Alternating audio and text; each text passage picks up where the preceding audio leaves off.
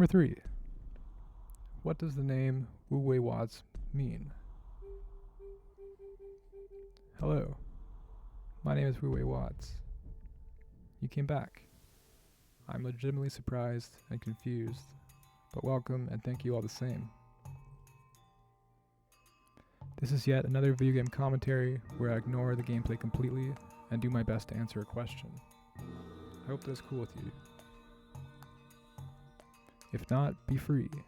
Time is finite, you could say, and you won't get this time back. If you stay though, I can promise you might hear at least one sentence that's beneficial to you.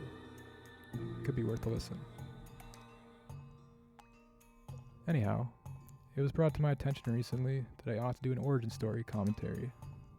A detailed depiction of how the name WuWeiWatts came to be. Will anyone really care about this? The odds are low, but here goes anyways. So the question of today, what does the name WuWeiWatts mean? I'll start with the last word first. Watts. Inspired not by the electrical terminology, but rather a man named Alan Watts. Just as a heads up, I will be writing off the cuff, and based on what I think I know and remember about him. Can't be bothered to review any research for this. Alan Watts was born in 1915, I believe, and died in the year 1973. He was an Englishman who was well learnt in both the philosophy of the West, with a special emphasis and expertise in the philosophy of the East.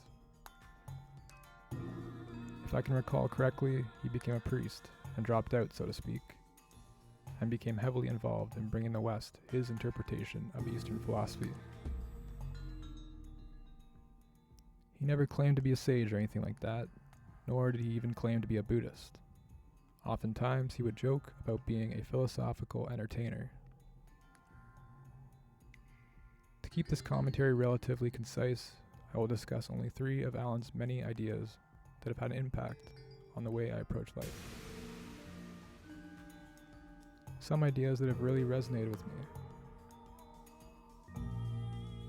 In order, I will discuss his approach to meditation, backwards law, and of course, WuWei, the first part of my gamer tag. There are so many other topics that he discussed at length in his lectures. If this is the kind of subject matter that interests you, I recommend checking him out. Firstly, meditation. Having struggled for a large portion of my life with poor mental health, I will argue that Alan's approach to meditation and the mind saves me from a life of heavy psychiatric medications. In my opinion, medications of this variety are often a double-edged sword. They can both save and destroy lives. This is just my personal opinion though. Not claiming this to be fact, and I'm certainly not a qualified professional, if you haven't already guessed that. I'm speaking from my own personal experience.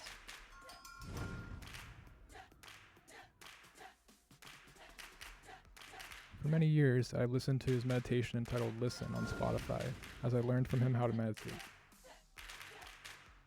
This is my understanding of the process he taught. Close your eyes and listen. Tune into both the outside world and the inside world, and realize that the process of things is simply a happening. Thoughts that arise should neither be repressed or indulged in. Just observe, as if they are birds that are chattering in the trees outside. Next, before doing any breathing exercise, allow your breath to move just as it wills. Notice that your breath is both a voluntary and involuntary process, just like the happenings of thoughts and worldly phenomena.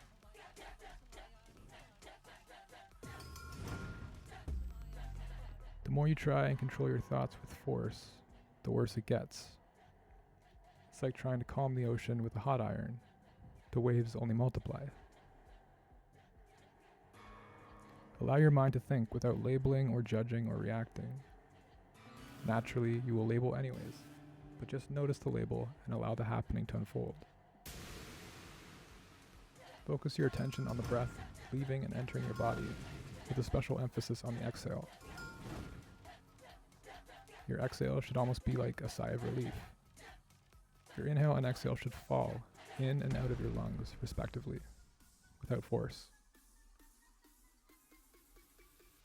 I suppose the idea is a release of all the tension and control that one may be trying to exert in a futile effort to tame the mind and external events. Thoughts come and go and can be treated as if they are distant clouds gliding across the sky. The more I become aware of what's in my mind, the more I've been able to discern a path through my life. There are so many times in my life now that I observe a thought in my mind, take note, and go the other way. Important words, I do my best not to ignore thoughts, but to observe and note them from a neutral position. A simple example of this. My mind will tell me, I would like to eat an apple. I take note, but in reality, I ignore the apple on the table and do not eat it. Why do I do this?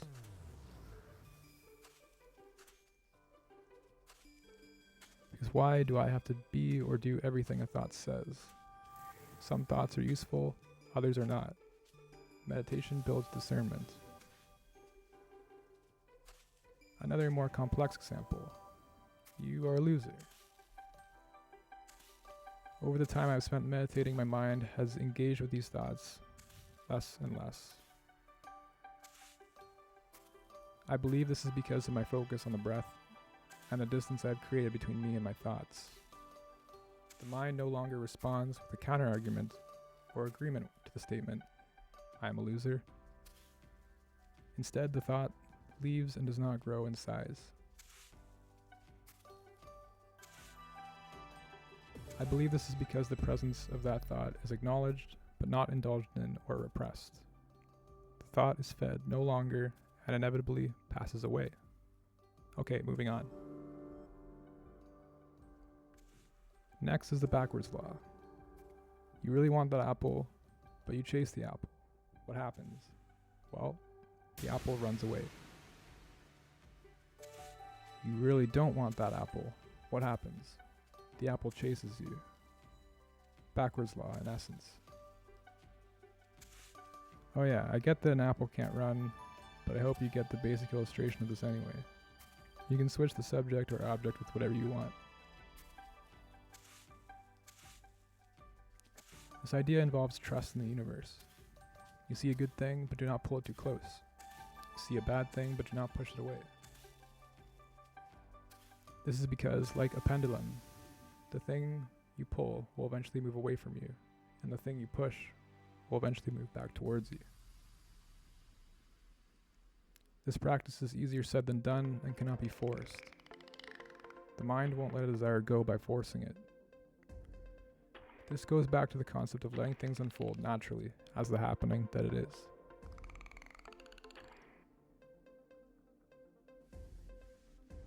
This idea leads me to the final idea, WuWei, the idea you've all been waiting for. We've kind of been discussing the idea all along, to tell you the truth. It is an ancient Chinese philosophy that involves effortless action or acting without force. Not laziness or being a sloth, but instead living your life with the grain and not against it. Riding with the wave, not towards it. Like a ball in a mountain stream with no blockages, as Alan would say. So yeah, long story short, Alan Watts has had a profound impact on the trajectory in my life. I at least owe him a spot in my gamer tag. WuWei is there because it is one of the ideas he discussed at length, and it adds up to a pretty cool sounding alliteration in my opinion. And that is the origin of the name WuWeiWatts. Thanks for listening for this long. Safe travels.